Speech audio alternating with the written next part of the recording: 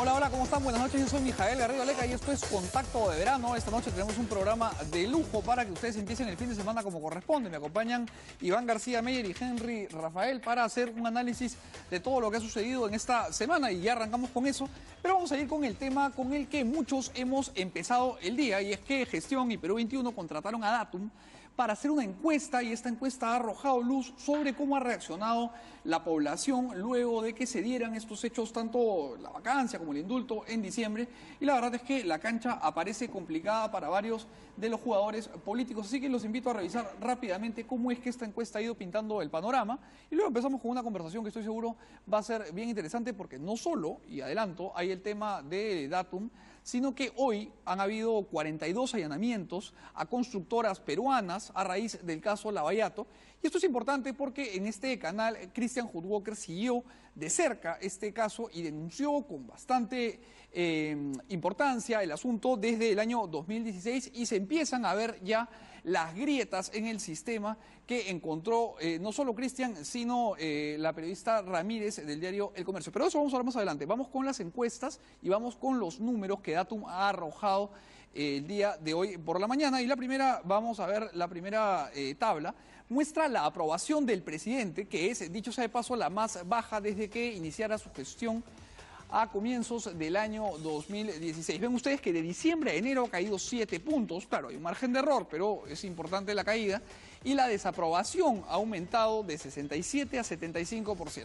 El no preciso se mantiene, está en 5 o 6, que queda dentro del margen estadístico. Pero el presidente Kuczynski ha caído más bajo de donde ya estaba el mes pasado. Esto es la aprobación del presidente. Vamos con la siguiente tabla. Y esta es la aprobación de Luis Galarreta como presidente del Congreso, que la verdad se mantiene prácticamente constante. De hecho ha aumentado un poquito, pero igual ese poquito está dentro del margen de error. En diciembre lo aprobaban el 18% de los encuestados, ahora el 20%, y su desaprobación habría caído en 6 puntos. Eso sí es importante porque se escapa del margen de error que está entre los 2 y los 3 puntos. La siguiente plaqueta muestra la aprobación de Mercedes Arauz, y ha caído también en 4 puntos, mientras que la desaprobación ha aumentado. Importante es señalar que estadísticamente estos movimientos siguen siendo marginales, no hay grandes cambios como sí los hay en varios de los datos que vamos a continuar viendo. Vamos con la siguiente y esta de aquí tiene que ver con la aprobación de la ministra de Economía, Claudia Cooper, y se mantiene también baja su aprobación, ya estaba en 19% y ha llegado ahora a 16%, mientras que la desaprobación ha caído a 47%. Faltan varias claquetas, así que Iván, Henry, los invito ya a que se sumen a ir conversando sobre esto porque es interesante ir viendo pues cómo la población ha percibido los cambios, ¿no? Ya, mira, yo empezaría con una primera pregunta a la luz del primer cuadro, que es sobre la aprobación de Kuczynski. La aprobación presidencial. Y la pregunta es, ¿en dónde está la crisis ahora? Y mi respuesta es, la crisis está exactamente en el mismo lugar que a mediados de diciembre, es decir, en la presidencia de la República. ¿Ok? Es decir, la crisis de legitimidad y credibilidad presidencial se mantienen exactamente afectadas como hace un mes. No se ha superado, a la luz de esta encuesta, los impactos de la vacancia, por un lado, y dos, del indulto, a través del cual, evidentemente, se salvó Pedro Pablo Kuczynski de perder el cargo presidencial. Ahora, importante también es, Henry, cómo se ha movido la aprobación del presidente en comparación a lo que viene sucediendo en Fuerza Popular, donde la aprobación también está interesante y lo vamos a ver ahora. Pero ¿tú cómo ves el cambio en el presidente? Yo lo que veo es que quienes hacemos un poco de prospectiva política, era esperable esta nuevo descenso, porque, claro, cuando en la anterior encuesta que salió de apoyo con el Comercio, de Ipsos, donde al presidente le dieron más bien un porcentaje mucho más alto, lo que denotaba era que, claro, ese era el impacto inicial del indulto, pero era muy poco, o sea, ese 7% que le dio como puntos hacia arriba, era muy poco, si es que es verdad que el 60% de peruanos, según esa primera encuesta, estaban a favor del indulto. O sea, que el presidente capitalice 7% de 60% ya te daba un indicador de que no iba a ser sostenible. Y entonces estamos en esa curva.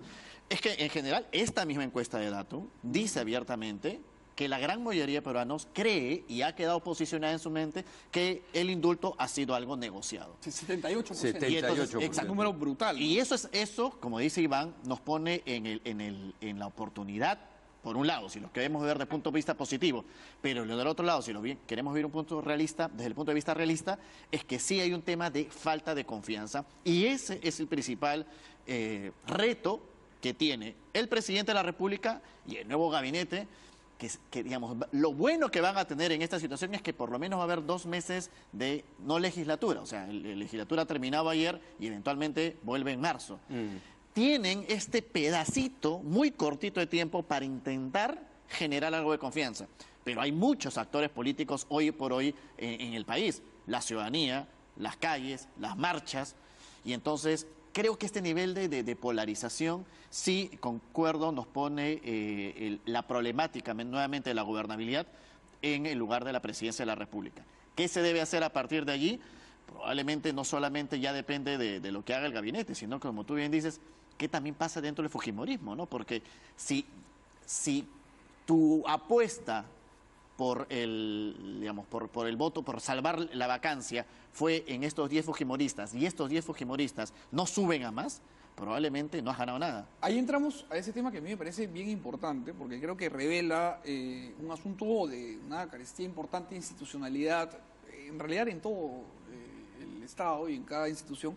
Pero sí me interesaba, Iván, escuchar qué piensas tú con respecto a este asunto de la confianza, porque el problema de la confianza es que usualmente la falta de confianza en cuanto a la percepción ciudadana se convierte en una especie de tragedia griega, ¿no? Porque la gente empieza a decir no hay confianza, entonces eso ralentiza la inversión privada y evidentemente esto comienza a generar una bola de nieve que se convierte en una profecía autocumplida, en donde la recesión termina siendo invocada por la propia ciudadanía que cumple con la falta de confianza que predica. Entonces, esto puede generar una crisis realmente huracánica si es que no logra el presidente con este nuevo gabinete dar un mensaje de que por lo menos el país está caminando hacia algún lado, ¿no? Todos los ingredientes están puestos para que pase Una algo tormenta. parecido a lo que tú estás de alguna manera prefigurando, ¿ok?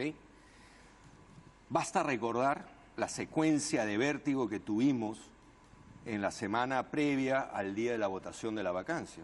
¿Cuántas versiones escuchamos de parte del presidente respecto de sus vínculos con Odebrecht, en concreto con relación a Westfield y a First Capital? Sí. Tuvimos una secuencia vertiginosa en la que se nos iban dando versiones, variaciones, contradicciones y un largo etcétera. Ninguna de esas situaciones, me refiero concretamente a los vínculos del presidente con Westfield y con First Capital con respecto a Odebrecht, ha sido despejada hasta el día de hoy. De acuerdo. Esa situación se mantiene exactamente igual pese a todo lo que el presidente dijo a lo largo de esa semana a través de 4 o 5 mensajes a la nación. Hasta el momento no ha habido un solo hecho que haya despejado, difuminado esta situación por la cual el presidente tiene hasta el día de hoy, ¿no?, una sospecha sobre su cabeza. Claro, porque un poco la estrategia de defensa, no sé si estás de acuerdo, Henry, pero del presidente, de Borea y de quienes defendieron su permanencia en el cargo, fue plantear una dicotomía entre la anarquía, el desgobierno, y la continuidad, la institucionalidad, pero que es una dicotomía que no exime. A partir, además, de un argumento válido, ciertamente, pero que no despeja lo que yo estoy diciendo. El beneficio de la duda. Correcto. Nada más el beneficio de la duda. Que se ampara en el debido proceso de defenderse, Por supuesto. pero de una investigación que tiene que continuar, ¿no? Y que está, en teoría, marchando y en curso. De O acuerdo. sea, el presidente todavía tiene pendiente una asistencia a la Comisión Lavajato. Sí, y es más, ya volvió, y esto a mí me puso los pelos de punta el presidente a decir que de repente lo recibe en Palacio, ¿no? Que es un retroceso a esta posición en la que él no va, que de repente va a su esposa, ¿no? No, pero ojo, cuando se aceptó que el presidente iba a reunirse con la Comisión Lavajato, siempre dijo que él iba a recibirlos en Palacio. O sea, no es nuevo esto. Lo que sí es cierto es que esa reunión tiene que darse pronto, porque finalmente, si bien, como bien lo señalado, la estructura de defensa fue un tema de gobernabilidad, pero no necesariamente, y del tema bueno, déjame la duda y date el tiempo para aclararle a la ciudadanía qué es lo que ha pasado con este tema. Lo cierto es que también la Comisión Lavajato tampoco ha hecho mucho en las últimas semanas, ¿no? Yo no he escuchado más insistencia de Bartra en el pedido de esta reunión. Vamos a ver lo de Sepúlveda, ¿no? Ahora Sepúlveda ha dicho que va a declarar allí en Chile. A través del Ministerio Público. A través del Ministerio Público, con lo cual probablemente esto va a ser un poco lento. Ahora, nuevamente, por un lado será esta investigación, pero también hay que ver qué pasa con las declaraciones de Barata. Llegan ahorita, en febrero. O sea, eso va a ser probablemente lo más importante. Y en este aspecto, cómo están jugando sus propias piezas Keiko Fujimori y Alan García, que son los otros actores que, a vistas de lo que se ha ido dando de gota en gota, a cuentagotas, probablemente también estarían involucrados, ¿no? Yo les propongo arrancar por Keiko y por Fuerza Popular, que de hecho es un jugador hegemónico en este mandato porque tiene una mayoría importante. Y hoy por la tarde me tocó hacer un reemplazo y conversé largo con Ángel Delgado. Y Ángel me planteó una cosa que me pareció bien interesante. Me decía, Kenji Fujimori llegó al poder, de hecho fue el congresista más votado, a veces nos olvidamos de eso, llegó al poder bajo una sola bandera, que es yo voy a liberar a mi padre. Sí. Hoy día esa bandera ha sido lograda. Kenji ha liberado a su padre después de todo este proceso. ¿Y ahora qué le queda a Kenji? ¿No? Porque lo que Ángel me planteaba es Kenji y sus 10 congresistas que él ha rotulado como Avengers, cosa que a mí me habla mucho de lo meme que es este país, están en una situación un poco crítica porque más allá de la liberación de Alberto Fujimori, les queda poco a qué aferrarse en el sentido propositivo, orgánico, institucional. Son 10 como ovejas, ¿no? Cierto, pero la encuesta de Pulso Perú también trae, y seguramente no sé si lo vas a pasar Ahora más adelante, sí. Hay unos números también sobre cómo queda Kenji parado geométricamente en superior. esta crisis, ¿no? Y es importante ver esos números. Es decir, Kenji ha ganado un capital político al cabo de esta crisis, y con la bandera de la liberación de su padre y que finalmente cumple.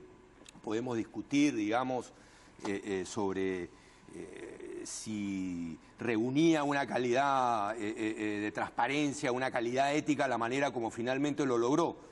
En fin, dejemos esa discusión para otro momento. Vamos a agarrar política. Pero políticamente, hoy día Kenji ha acumulado un capital político. De hecho, del cuadro del que nos hablabas, creo que es el que vamos a poner ahora, Vane, en pantalla, y es el que muestra, ahí está justamente, la aprobación de la labor pública que vienen realizando una serie de líderes. Y vamos a dejar por un momento a Verónica, a Mendoza, a García, a Arnechea por de lado un rato y concentrémonos en Kenji Fujimori y en Keiko. Y vean ustedes, Kenji Fujimori tiene por primera vez aprobación más alta que su hermana, tiene 35%, y desaprobación bastante más baja, que está en 57%. Mientras que Keiko, como adelantaba Iván, tiene 28% de aprobación y su desaprobación está en 67%. Ahora, mi pregunta, y aquí les dejo la pelota a los dos, está en que efectivamente esto es una foto. Es una foto, pero hay un capital político ganado.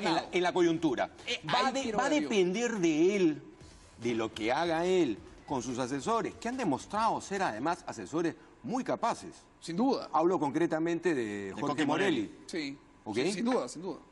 Entonces, va a depender mucho de lo que Kenji y su entorno hagan a partir de ahora con ese capital político. Es decir, un capital político de la coyuntura que va a depender a mediano o largo plazo de los pasos siguientes que dé.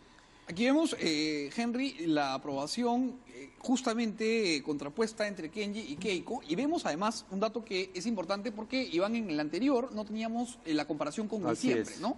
Ahora vemos la aprobación fluctuando entre ambos. Y en diciembre, el 24% aprobaba la labor de Kenji. Y hoy, en enero, el 35% lo hace. Mientras que su desaprobación ha bajado de 69 a 57. Y ahí sí no hay error estadístico que salve la tendencia. Eso es clarísimo.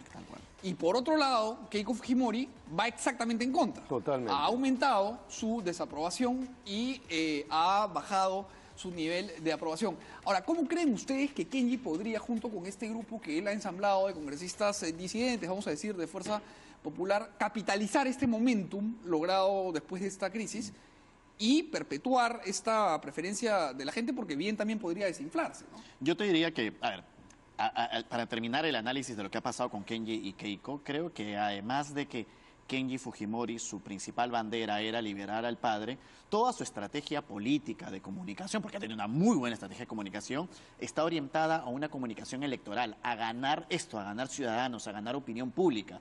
Por eso es que incluso mucha gente de izquierda ensalza y ha sido uno de los animadores principales de Kenji Fujimori. Por el otro lado, Keiko Fujimori principalmente se ha dedicado a su partido y si bien no tiene apoyo ciudadano, lo real es que tiene el poder de una bancada en el Congreso. Y eso es real. Y es bastante. Y además la historia del Fujimorismo ha demostrado que puede tener en contra la opinión ciudadana, pero sabe ejercer el poder y lo ejerce cuando quiere. Ahora, ¿hasta qué punto Kenji va de 10 va a sumar a más? Hasta el momento no hay mayores indicios de que esto vaya a suceder. Ahora, esta semana, perdóname Henry, han habido varios indicadores que nos hablan de hacia dónde podría llegar esta crisis dentro del fujimorismo y les pido un segundo a los dos para hacer un corte y regresamos con este tema. Vale. No se vayan, ahorita volvemos con Contacto de Verano.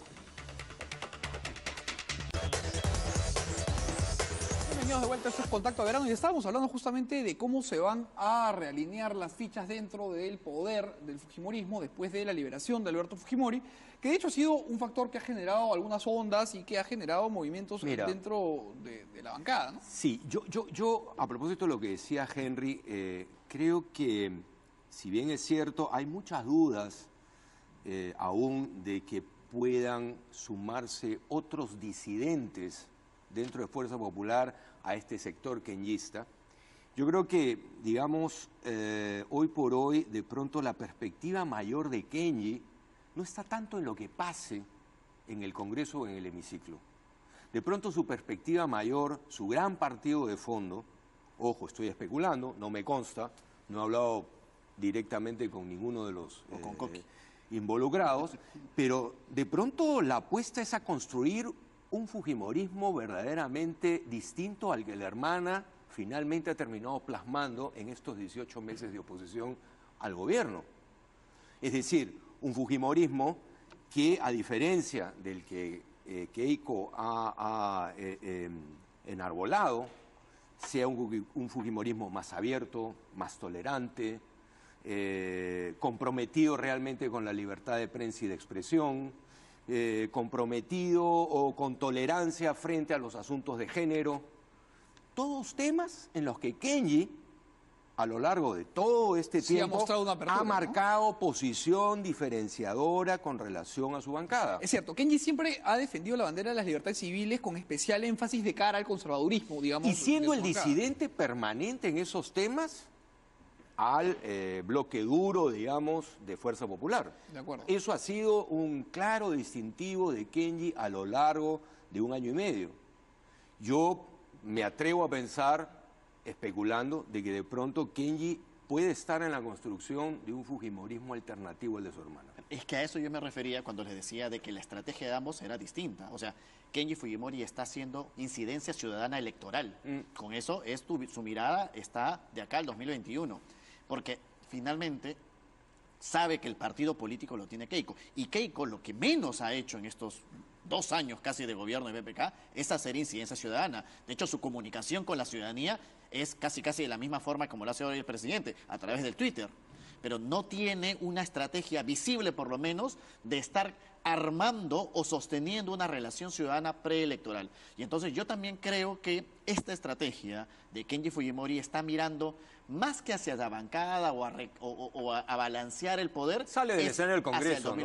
Porque además la tiene muy difícil, o sea, porque estos 10 disidentes tampoco, pues nos hemos olvidado hablar de que Maritza García dijo esas tristes palabras en la presidencia de la Comisión de la Mujer. Nos hemos olvidado que Bienvenido Ramírez dijo que leer te daba Alzheimer. Y podemos enumerar la cantidad de cosas. O sea, son los auténticos Avengers. Sí.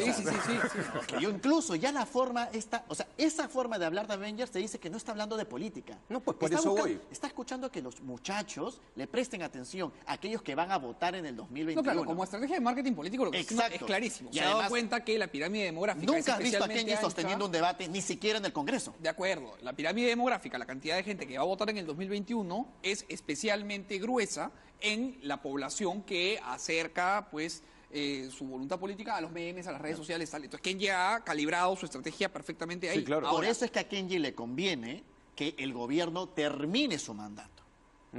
¿Por qué? Porque él está construyendo ciudadanía electoral con estrategia de comunicación necesita política. tiempo para eso. Necesita tiempo para seguir haciéndolo. En cambio, probablemente el problema mayor que tiene Kenji, por eso es su enemiga Keiko, es esta bancada dispuesta a todo.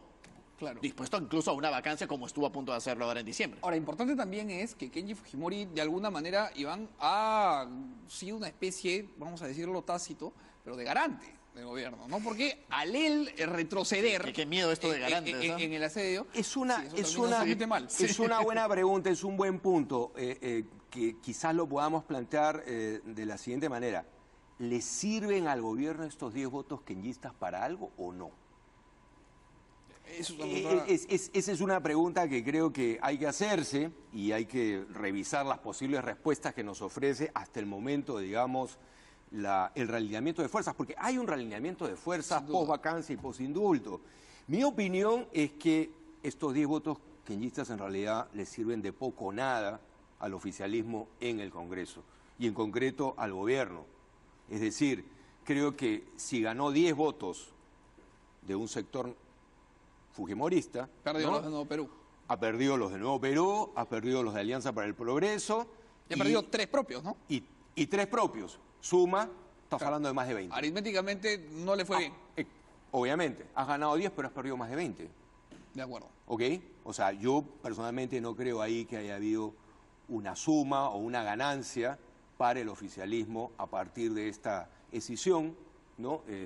Fujimorista en la bancada, ¿no? Yo aún así creo que lo que ha, digamos, hablando ya de la movida política del Congreso, es que sí, tampoco creo que la suma de 10 menos 10, pero en el caso de APP, lo que ha demostrado APP es normalmente, es decir, no, bueno, salieron a decir que era insólito el indulto, salieron a decir que la vacancia era lo más probable y salieron votando a favor del presidente y hoy por hoy han tenido un discurso más pro gobernabilidad. Yo creo que más bien la estrategia de APP va por, digamos, tratar de quedar bien en el discurso con el ciudadano. Vamos viendo. ¿No? Y cuando ya más o menos vemos qué puede suceder, sobre la marcha ir calibrando. Así que yo no creo que haya perdido los votos de APP. Ahora, yo he escuchado a César Villanueva, vocero de Alianza para el Progreso, estos 3 últimos días de la semana, y ha tenido una reiterada, firme y constante y subrayada posición crítica frente al presidente. Es más, estuvo igual diciendo que iban a votar por la vacancia hasta la mañana previa a la votación. Entonces, yo por eso es que te digo que sí, normalmente ha sido el discurso más factible hacia que haya ciudadano, pero ahora el ocurrido voto eso. cambian un poco, Es ¿no? factible que eso haya ocurrido en esa semana de vértigo y de montaña rusa, pero estamos en un momento, digamos, de reflujo, y lo que escucho es a un vocero, digamos, de un partido que ha mantenido a lo largo de toda la semana una posición abierta y frontalmente crítica hacia el presidente de la República, diciendo incluso cosas como que no hay nada que negociar con Kuczynski, señalando de que la única salida es que Kuczynski no siga en la presidencia, sea que renuncie o que, digamos, genere un escenario de vacancia. ¿Hasta dónde llega eso? Como dice Henry, más allá de las palabras no lo sabemos. Porque, mira, yo veo más bien a la Alianza, por eso casi pareciéndose a Lapra, ¿no? Antes Con esta de entrar, escopeta de 2 Henry, cañones, ¿no? a Lapra, que es el segundo tema del que queríamos hablar, quería volver a poner lo que habíamos puesto en pantalla, que era la evolución con respecto a la percepción de la ciudadanía con respecto justamente al indulto. Y ven ustedes que en diciembre, de acuerdo con números de Datum, el 56% de los peruanos aprobaba la posibilidad de un indulto, y ahora que se ha ejecutado el indulto, la aprobación es menor. Ha caído. Y el desacuerdo con el indulto ha aumentado. Y esto, bueno, creo que no hay que ser un gran analista para saber que se debe pues a la forma, Sí, ¿no? Porque aquí- la percepción de trueque creo que ha generado esto. Yo pongo al lado de esta foto estadística también la data de Ipsos, noviembre-diciembre. Sí, que cae. Ok, en noviembre la aprobación al indulto en Ipsos estaba en 65 y en diciembre bajó a 56. De acuerdo. Hubo también una caída de 9 puntos en la secuencia noviembre-diciembre de Ipsos, que obviamente Tiene un correlato exacto acá. se colige, digamos, con esta Correcto. foto de Pulso Perú, ¿no? Y yo solamente, digamos, complemento en el que creo que esto también va en respuesta a la actitud inmediata de Alberto Fujimori al salir de la cárcel, ¿no? Ha tenido 2 tweets, por lo menos uno de ellos, hablando casi ya como un mensaje político. Entonces la gente un poco reciente, si ha salido como un indulto, mantente un poco alejado de la política, porque me hace sentir que el indulto no era algo necesario. No ha sido correctamente no es humanitario. Y eso ¿no? justamente es lo que tenemos ahora en pantalla, que es otro dato, en donde pregunta Datum si es que cree el encuestado que el estado de salud del expresidente Fujimori era lo suficientemente grave como para recibir un indulto de tipo humanitario. Y solamente el 41% de los encuestados asume que sí, que el estado era grave, mientras que un 53% dice que no era grave. Y esto habla también de una cantidad importante de personas que considera que el indulto en todo caso ha sido conferido de una manera equivocada. Porque si el indulto era humanitario y el 53% de la gente considera que no estaba grave, hay un vicio por lo menos semántico, ¿no? en la conferencia del indulto. Pero quería regresar al tema, Henry, que tú planteaste y yo corté para ver estas plaquetas con números, que es lo que ha pasado dentro del APRA, que también ha sido interesante porque si bien es una bancada pequeñita, ha habido un realineamiento de fuerzas dentro de la bancada y además ha habido una cuestión importante que es que han colocado ministros, ¿no? Bueno, han colocado ministros, Jorge es decir, dice pusieron pica en Flandes y volaron la pica inmediatamente. Pero 2 votos, 2 ministros. Así es. Entonces, ¿cómo ves lo que ha pasado dentro de yo solamente para terminar la idea de PP, porque, insisto, ¿no? Cuando tienes a César Villanueva diciéndolo en contra de PPK, pero otro lo tienes a Gloria Montenegro casi siempre poniendo las banderas del amor y la paz, con lo cual es válido. Esa es un poco la estrategia de APP, que claro, hoy por hoy finalmente es la bancada más sólida y sostenida que tiene este Congreso de la República y que mejor desenvolvimiento está teniendo. Que en cambio el APRA sí es claro que ha tenido una ruptura. Aún así, creo que de acá a 2 meses vamos a ver esa bancada votando juntos nuevamente. El APRA tenemos un historial de acción política de un partido que sabe pasar problemas de este tipo constantemente. Tiene 80 años navegando a través Ahora, de todo tipo. Les pido a los dos 5 segunditos, por favor, que tenemos que hacer un corte. Claro. Si no, aquí me ajustan por interno, así que hacemos un corte rapidito y regresamos a hablar de justamente el APRA y cómo ha sorteado todo lo que ha sucedido. Y por supuesto, terminamos hablando del Lavallato, que es un tema que tiene para harto.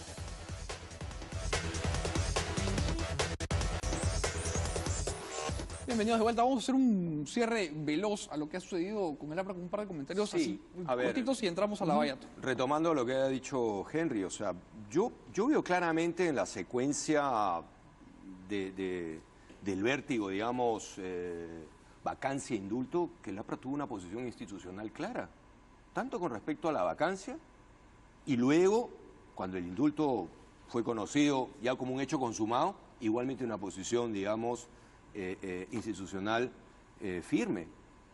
Yo no veo que el partido aprista haya colocado a 2 ministros en este gabinete. Yo creo que son 2 personas que han decidido, más allá de su militancia, incorporarse al gabinete y renunciar a... su presencia no obedece bajo ningún concepto a una decisión partidaria con relación, digamos, al gabinete, ¿no? Sí. O sea, yo creo que en ese sentido el partido aprista ha sido sumamente claro, ha deslindado con absoluta claridad que no hay ningún tipo, digamos, de cogobierno, ni de alianza, ni de pacto. De acuerdo. Mulder ha dicho que le dijo a Mercedes Arauz que no iban a formar parte del gobierno de ninguna... Yo concuerdo con Iván, pero más bien, solamente para terminar, en vez de el APRA creo que está claro, es la bancada de Nuevo Perú, ¿no? O sea, yo insisto que la bancada de esa izquierda extraña, que finalmente, yo siento que esta izquierda de Nuevo Perú es la que más golpe ha sentido frente al ciudadano, porque más ni siquiera aparece un poco la evaluación de ese partido, pero recordemos, esa izquierda que fue la que nos llevó a votar por Alberto Fujimori, porque fue la que nos convenció de votar en contra de Vargas Llosa, es la misma izquierda que se retiró del Congreso y que finalmente permitió la vacancia. Por lo menos eso está metido en la cabeza del ciudadano. Y es esa izquierda que hoy por hoy está nuevamente incidiendo en hablar de Alberto Fujimori. Insisto, esa izquierda para mí es la responsable de la fujimorización de la política. Claro, porque deberíamos estar probablemente pasando esa etapa. Pero esa bancada no la tiene fácil. Quizás es porque el ADN de esa izquierda está en buena cuenta definido por el antifujimorismo, ¿no? Por a ver, con lo cual también tiene poco tiempo de vida. Yo voy a introducir ahí un elemento para el debate, ¿eh? Es decir, Creo que la polarización fujimorismo-antifujimorismo existe. Y de hecho, esa polarización, y lo dije acá en este estudio, el día de la votación de la vacancia, explicaba el por qué se había dado el resultado que finalmente se dio esa noche del jueves 21 de diciembre. Pero hoy, tras el indulto, hay una nueva polarización que marcha dentro de la polarización fujimorismo-antifujimorismo, que es una polarización que está ya visiblemente en las calles. Y es una polarización PPK anti-PPK. De acuerdo. Es decir, tenemos una doble polarización hoy en día en el país y muy posiblemente la que defina situaciones en el Congreso, en el hemiciclo... Va a ser la segunda. Va a ser la segunda. De acuerdo. Y para hablar de la segunda, que estoy de acuerdo con lo que Iván plantea, la que va de alguna manera a marcar la temperatura política de los próximos meses, hay que ver lo que ha pasado con Lavallato hoy día, porque se han allanado 42 inmuebles vinculados al llamado Club de las Constructoras, y este temporal que se desata con estas primeras incautaciones y allanamientos va a durar lo que dure el verano, y cuando hable Barata se va a armar. No solo Barata, mira, lo de Jorge Barata, sin duda, con relación al Perú, va a ser clave. Él fue, obviamente, la cabeza más importante de Odebrecht en el Perú. Es más importante su declaración que la de Odebrecht. Sin duda. Pero luego tienes a Luis Mameri, que fue el jefe regional de Odebrecht para América Latina, y el hombre que daba la luz verde para todas las operaciones de propinas o coimas o sobornos que Barata decidía aquí en el Perú. Luego tienes pendiente y en camino hasta donde se sabe a Ricardo Boleiro. O sea, tienes todavía una estela de declaraciones, delaciones, para ser más preciso, de colaboradores eficaces posiblemente, que van a ser muy importantes este año para, digamos, el caso Lavallato en el Perú. Y además, ahí, antes de escuchar, Henry, tu opinión, es importante recordar una cosa, que es que el sistema de delación, que es la versión brasileña de la colaboración eficaz, tiene un asunto que es interesante, que es que funciona al revés que aquí. Allá te sentencian primero, y una vez que te ha caído la sentencia de 35 años, te dan la posibilidad de hablar. Para que bajes Entonces, tu sentencia. el incentivo queda mejor alineado para que sueltes todo, porque si mientes te quedas pues, con tus 35 años de cana y a ver qué te saca. Claro, no te quitas la soga del cuello, digamos. Que es lo que de alguna manera puedes hacer aquí, permitiéndote ser colaborador eficaz y navegando por aguas un poco menos y nuevamente es complementando lo que dice Iván, o sea, después de estos colaboradores del extranjero, saben qué va a pasar con los 4 empresarios que fueron encarcelados de Graña y Montero y las otras empresas vinculadas a Odebrecht. Se van a prestar a este proceso de delación. ¿Qué van a decir? ¿O van a mantenerse en silencio? Entonces yo creo que efectivamente el caso Lavallato, finalmente el caso Lavallato va a ser probablemente el eje de estos 5 años. Si es que finalmente, y en los que apostamos por la gobernabilidad, esperamos que se tengan. Pero bueno, ha sido el eje, digamos, de la vacancia. Por supuesto. Por eso. O sea, y quizá lo que activa, indulto, digamos, ¿no? toda esta crisis de diciembre es Lavallato. Pero Ahora, con el componente que el caso Lavallato no solamente hace incidencia sobre un político, hace sobre todos los líderes políticos. Toda la clase política. Cual, nuevamente, nos lleva al mirar al 2021. Claro, porque la verdad es que efectivamente la tormenta desatada por Lavallato, sí, podemos extinguirnos antes como especie, creo, pero pone en jaque al establishment completo. Ahora, ojo, digo lo del 2021 como mandato, yo sé, por favor. Yo sé. Digo que de repente se adelanta todo el calendario. Esa posibilidad creo que no hay que descartarla tampoco. Está latente sin ninguna duda. Ahora, esta idea del Club de las Constructoras y del impacto brutal de Lavallato en el Perú no se me ha ocurrido a mí, ni se le ha ocurrido a la producción de este programa, ni a ningún periodista. Ojo, esto lo dijo Pedro Pablo Kuczynski cuando era candidato. Vamos a ver lo que dijo porque no es poca cosa.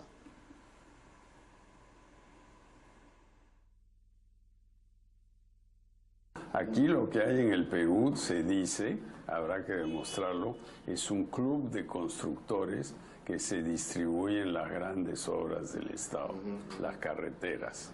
Entonces te toca a ti, después te toca a ti, después me toca a mí o a quien sea. Eso es lo que hay que investigar.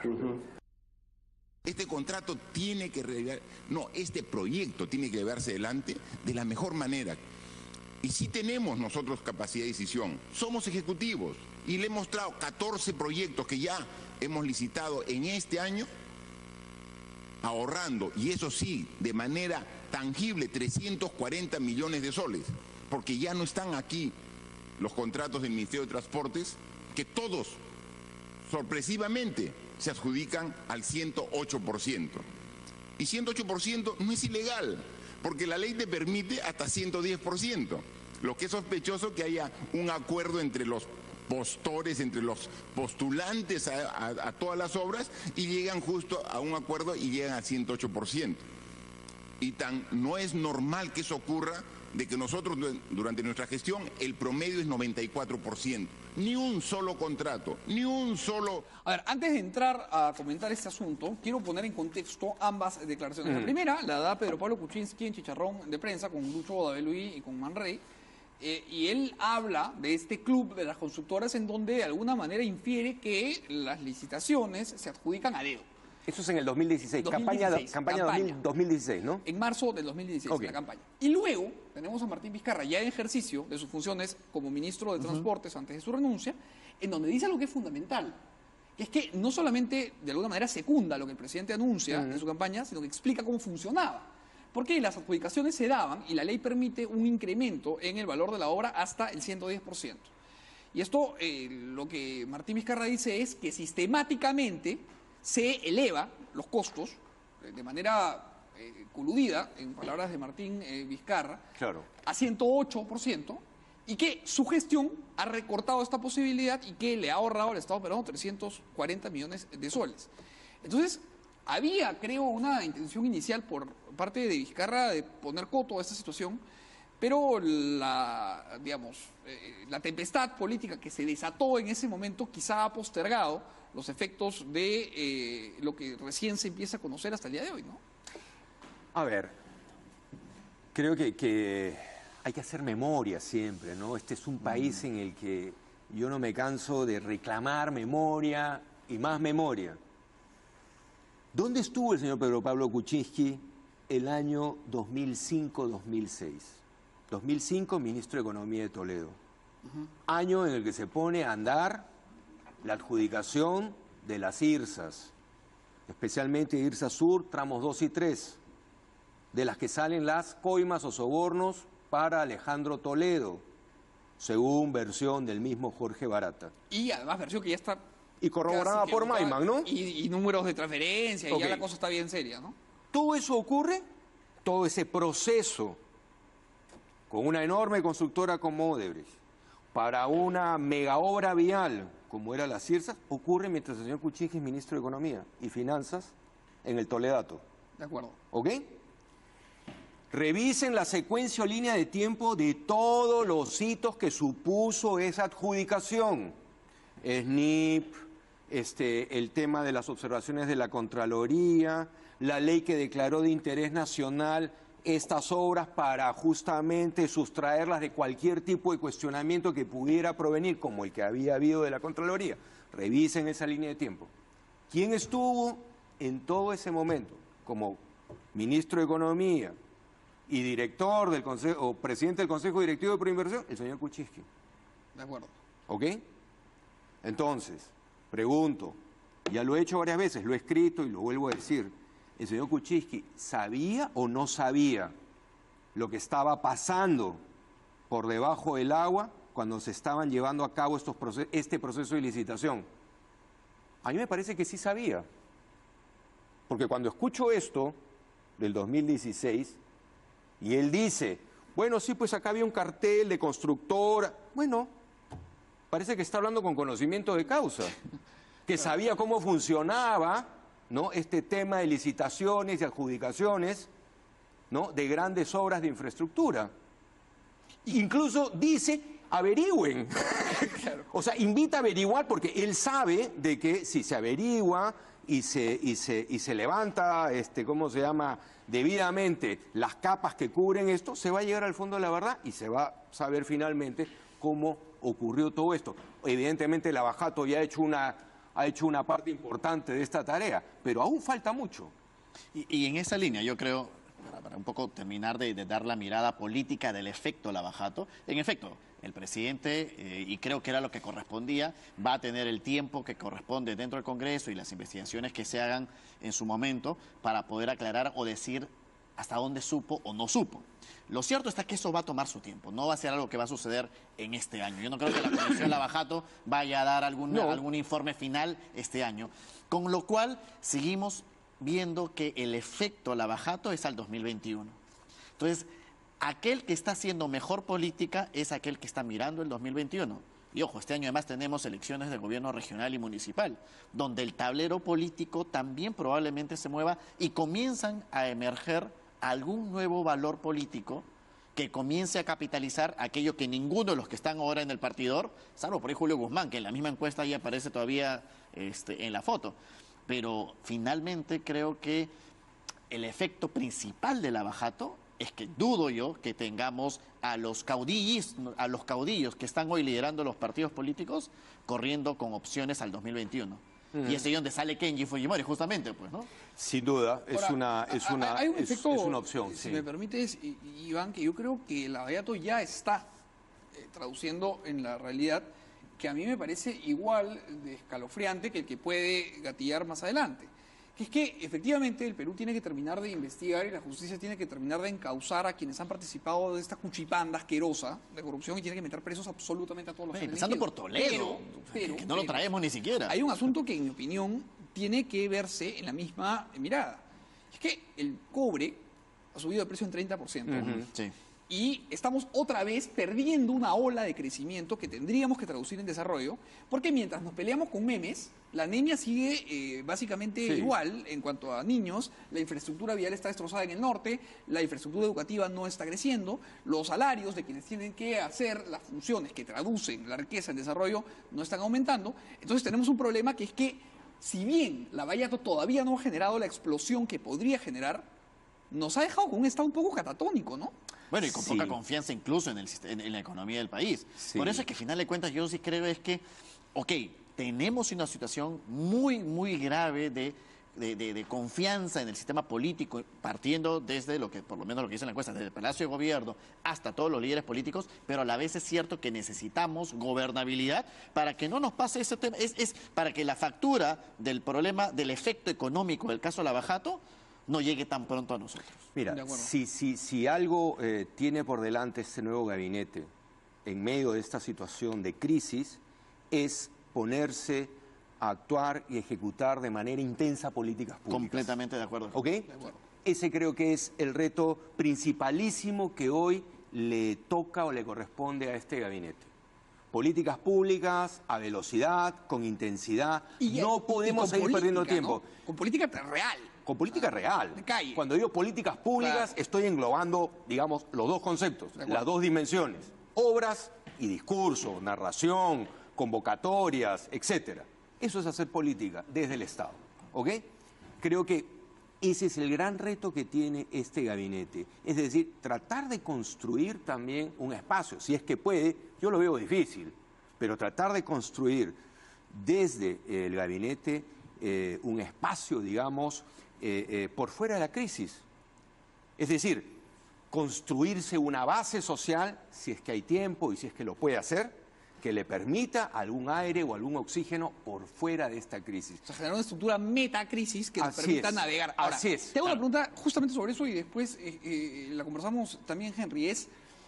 A ver, si es que el gabinete lograse esto, que yo...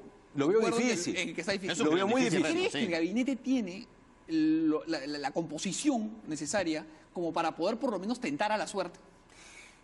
A ver, mirando el equipo, los cuadros, te diría que a primera vista me parece que sí hay un equipo con alguna experiencia y con alguna capacidad para construirse ese espacio por fuera de la crisis, por pequeño que sea, porque en realidad a diciembre el gobierno prácticamente llega sin ningún espacio de sobrevivencia, llega prácticamente, digamos, con respiración boca a boca, esa es la verdad. Este gabinete podría permitirle al gobierno recuperar un espacio mínimo de sobrevivencia por fuera de la crisis. Eso supone, lo que ya he dicho, políticas públicas a toda velocidad, de manera intensa, en los sectores fundamentales, salud, educación, vivienda, reconstrucción del norte, etcétera. Creo que eso es clave. Hay un semestre para hacerlo. Hay un semestre para hacerlo. ¿El equipo tiene la capacidad? Creo que sí. Creo que Javier Barreda es un hombre con experiencia política. Conoce el sector trabajo. Seguramente va a poder aportar, El propio ¿no Bruce, es cierto? Carlos Bruce, sin duda, ¿no? Abel Salinas. Abel Salinas. Claro, son o sea, hombres que además, perdóname, que además de saber ensamblar políticas públicas de manera ya, digamos, empírica, porque lo han hecho antes, creo que entienden un poco más de símbolos, ¿no? Que es algo que al Correcto. presidente le ha faltado, pero estamos llegando ya claro, al final de la y conversación, en pero eso es justamente, te o sea, escucho. yo creo que la gran oportunidad que tiene Meche Arauz es que, claro, todo el mundo le está pidiendo grandes figuras, probablemente una de las grandes figuras en el gabinete, pero sí creo que ha podido poner personas que puedan jugar esta suerte de situación paralela de la crisis para poder llevar a una gobernabilidad. O sea, y comparto contigo, Barreda, el ministro de Salud, Techito, en Produce mismos, y bueno, ahora la tarea es cómo ensamblas eso, pero sobre todo lo que tú dijiste es, hay que gestionar, porque el resultado de la encuesta te dice que la gente, la que está en contra de PPK, no es por el indulto, es principalmente porque no ve gestión. Pero lo que acabas de decir es un problema recurrente, porque tampoco han comunicado bien. No, pésimo. Y si tienes un problema de gestión y a la vez no comunicas bien, pues No tienes una tormenta perfecta. es imposible de que tengamos esa gobernabilidad paralela que creo que es lo que quiere la Premier. Pero nuevamente, para eso hay que gestionar y comunicar. Entonces, si vamos a hacer las cosas de la misma forma como se han estado haciendo en el tiempo de Zavala, Vamos mal. Ahora, Vamos para terminar, hay un asunto que yo creo que empata las opiniones de ambos, y es que esta necesidad de llevar la política pública a la gente se tiene que hacer ya y con símbolos y con narrativa, porque la gente está harta.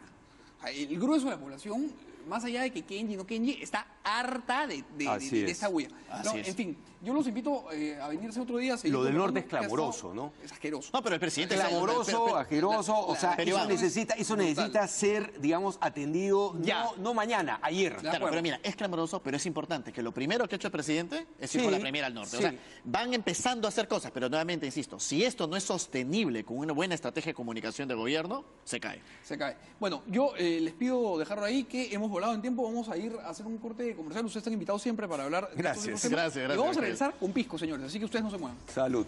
Nos quedamos también.